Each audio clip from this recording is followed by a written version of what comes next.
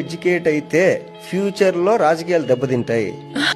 7th, 8th, 9th ఈ మూడిట్లో మన రాజ్యాంగంలోని కొన్ని సెక్షన్లు తీసుకొని సిలబస్ లాగా పెడితే నీ బేసిక్ హ్యూమన్ రైట్స్ ఏంటి, నీకు ఒక చోటికి వెళ్తే ఏదైనా ప్రాబ్లం వస్తే నువ్వు దాన్ని ఎలా కంప్లైంట్ రేజ్ చేసుకోవాలి, సివిల్ కేసు అంటే ఏంటి, క్రిమినల్ కేసు అంటే ఏంటి, ఎవడీ తెలియదు.